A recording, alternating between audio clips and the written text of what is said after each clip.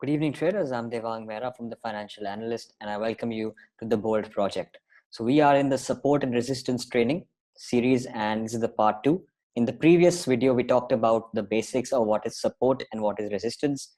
Now, let's try to get one step forward. We'll see a couple of more examples so that you can get this concept straight into your head, and we will discuss why do these things work. We'll see the historical references, and we'll then start to discuss about whether it is a zone or a level. So we'll talk about all of these details, so stay tuned. Let's look at a couple of examples to start with. This is the charts of ITC. Look at the charts. Can you see a support and a resistance? Take a minute. I'll draw it out for you. You can see that whenever ITC comes to 310, can you see that it is a resistance in the chart?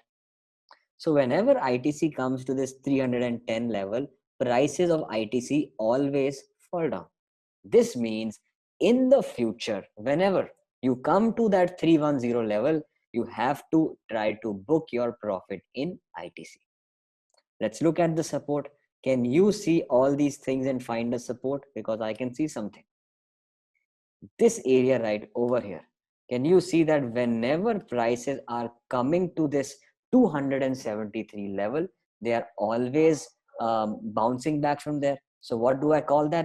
That is called my support. So prices bounce from support and they go to that 308 level, bounce back down. So what's our strategy? We buy at 270, sell at 310.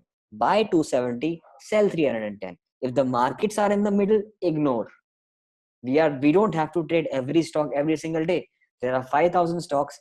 Find stock which are at these levels and then trade. If they are in the middle, we don't trade. As simple as that. Also, can you see that another resistance can be placed over here? I think this will be very which you can I think you'll be able to see it. Look at this example. I want to go very slow. Why this resistance is broken, we'll talk about that later. But look at this exact picture right now. What do you see? You see clearly that 290 was also a support. Whenever prices came to 290, they were rising from there. Correct? Till where it was rising? 310. So if you were in this time period, then this was support, this was resistance. If you were before that, then this was support and this was resistance. Buy here, sell there, buy here and sell there. As simple as that. I think this concept should be clear. You can use your candlesticks. So for example, there is a bullish engulfing candlestick pattern there. Tells you to go buy in the market, to go long in the market. You can see a very big hammer candlestick being formed here. It tells you to go long in the market. So these candlestick patterns are coming in. We have deciphered what is support and resistance. We've drawn the zones and accordingly we can trade. Let's look at a couple of more examples. Let's talk about the charts of Vinati Organics.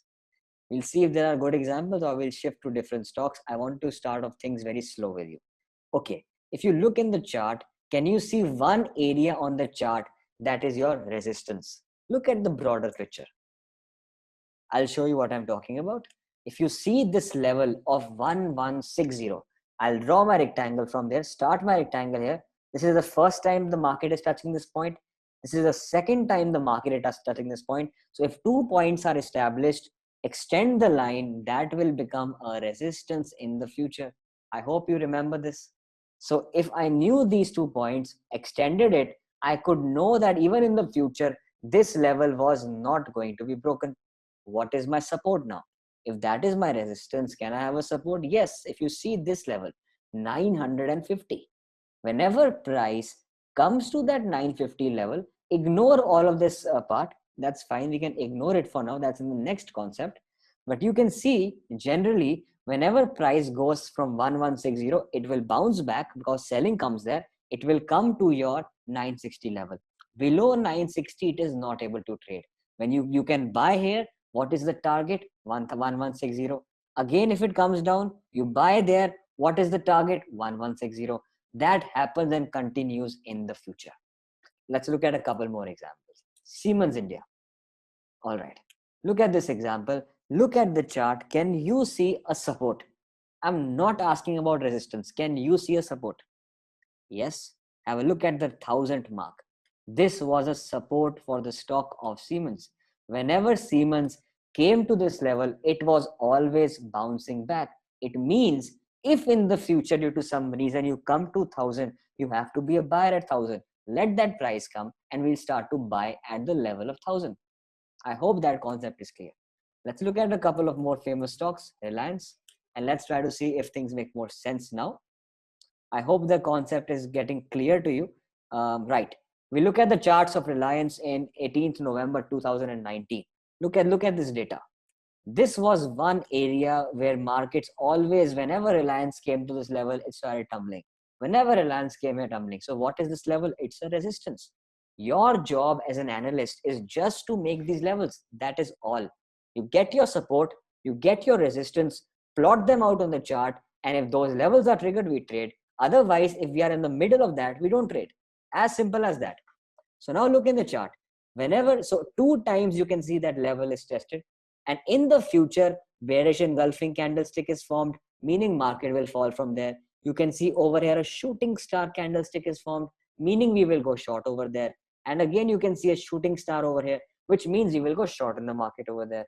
So basically what I'm trying to tell you is whenever you come to resistance, find a candlestick pattern, get your double confirmations on and sell the market or book your profits. If you don't get any candlestick pattern, so for example, in this case, on 15th of June 2020, we got a big green candlestick. Then I can't go short in the market. I hope that makes sense.